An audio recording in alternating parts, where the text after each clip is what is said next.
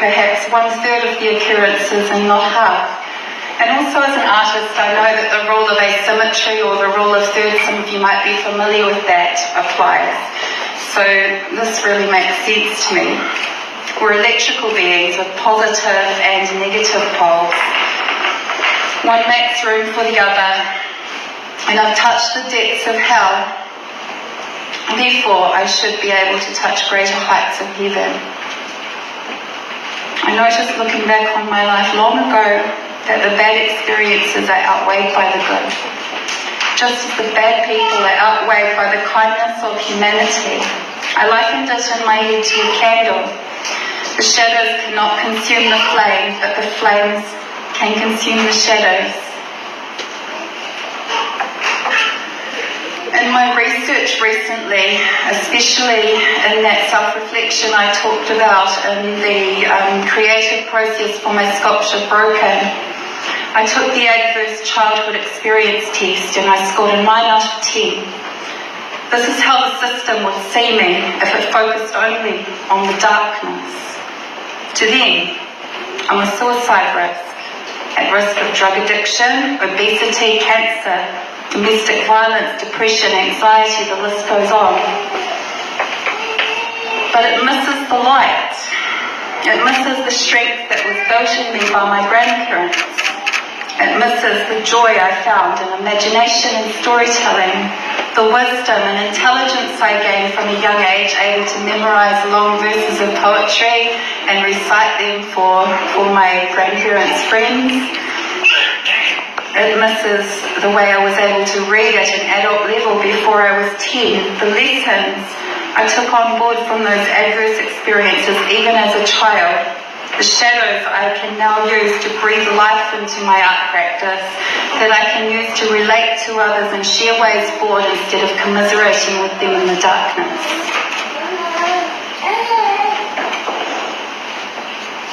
Here's the hard part. Having said that, I'm a logical person, so it's a science-based test, and they were right on a number of levels. But those experiences do not define me as an adult woman. They do not define me in my I am now. I did try and commit suicide at age 14.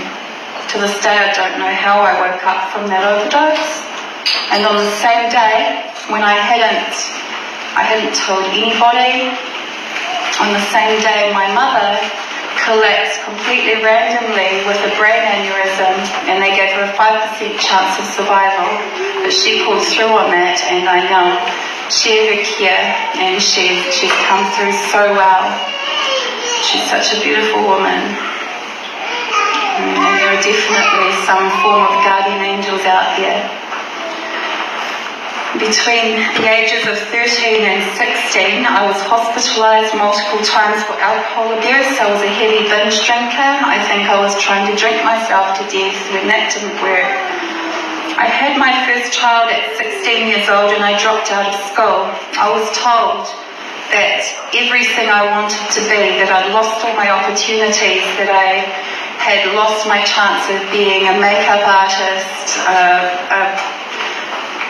author, singer, all of the above. And yet, as a 36-year-old woman now, 20 years later, I have achieved all of those things, and I'm looking for my next project, always looking for my next project. But I was addicted to cigarettes and unhealthy relationship patterns. I still struggle with sugar addiction. I have experienced domestic abuse, from financial abuse, which saw me all but homeless, to strangulation, which left me unable to raise my voice or sing for a month. And that was one of the hardest things, because I was a busker on the streets of Rotorua, and singing really allowed that release of emotion to the general public. And those strangers that walked past me on the street and heard me sing, they saved my life. But I did experience that, and at one point I was emotionally abused so bad that I cried every day to be somebody else. And I look back to that girl now from my vantage point, and I say, what were you thinking? I love the person I am now. In fact, I am love. And I would never, ever in a million years trade myself for anybody else. At one stage, a person even set fire to my bedroom door, which I'd shut in an attempt to escape the beating. And the way this affects me now, because that's what really counts, how is this affecting me now? The way this affects me now is that I occasionally struggle with anxiety, which leaves me shaking. I mean, it's stage fright right at the moment, but I do in my private moments still struggle with anxiety. That leaves my heart racing and my hands shaking. But these things do not define me. They're transient, and I work through them. And I understand them. That's the most important thing. If you read the story, on the plinth of my sculpture broken, and let your heart touch it. She's now, by the way, in the care of Sarah Jane and the No Shame, No Silence Committee as part of their collection. You will see that the very system which was meant to protect me as a child contributed to the trauma. As I said within the corridor, I couldn't as a child tell the good men from the bad men. Partygoers would break into our little flat and leave it trashed upon our return. Police would do the same. We'd arrive home, the door would be kicked in, there'd be a search warrant on the table, and everything would be pulled out from my bedroom and all. One of the members of the New Zealand Police Force, simply bitter because he couldn't find what he was looking for, snatched my porcelain doll out of my 5-year-old hands and smashed her head off on the corner of a wooden cabinet. As a grown woman, as a mother, a vengeful friend, collaborated and conspired with a social worker at Child, Youth and Family Services, and they attempted to take my children from me, and this, I would have to say, is the most traumatic thing any woman can go through. It way beats everything else. The investigator, the one who turned up to investigate these allegations, had herself co-written the anonymous complaint.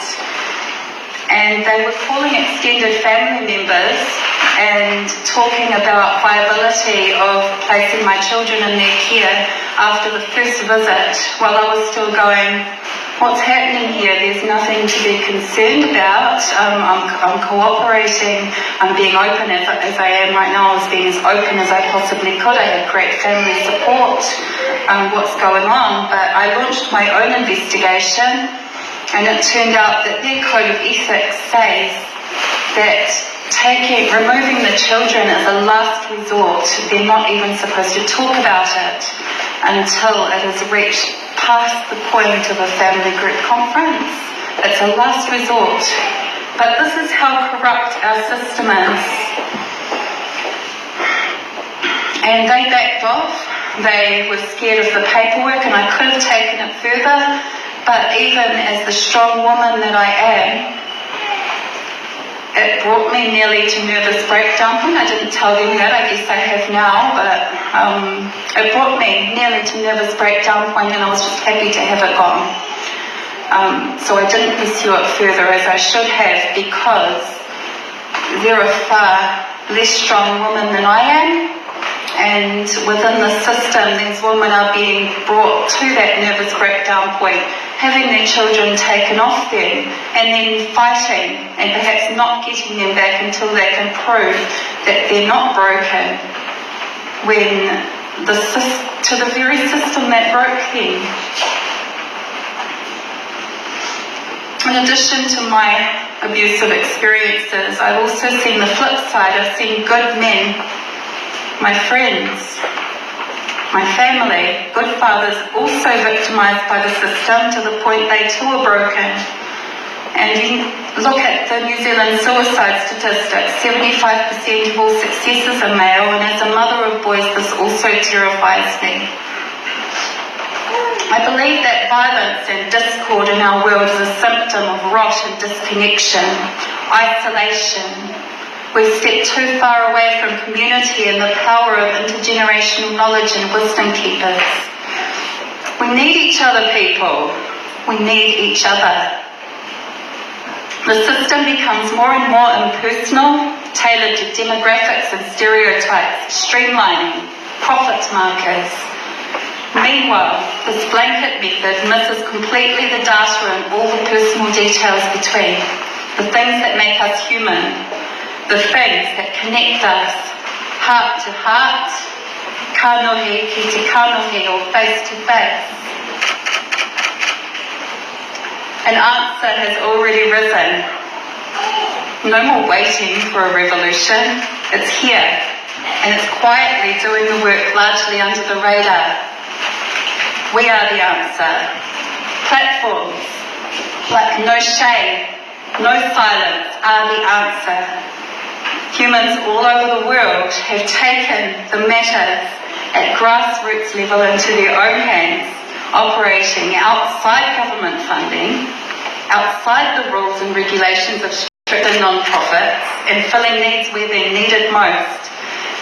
I heard someone say that if the system is diseased, then these movements, platforms, cooperatives, charities, activisms, and artists are the social equivalent of an autoimmune response. We don't need to fear, we just need to keep on doing what we're already doing, using our voices, losing our shame. Non-profits are massively on the rise compared to any other sector, and that's only the visible work. So much immeasurable mahi is being done every day through simple human kindness. I'd be willing to bet that outweighs the darkness. 2/3 to 1/3 at a guess, but I only have my own heart and mind to back up those figures. True change has never started at government level. That's where it's heading, but it begins in the human heart. Our experiences do not define us. Our vision, our actions do. Our words, our kōrero, and our I ams. Thank you.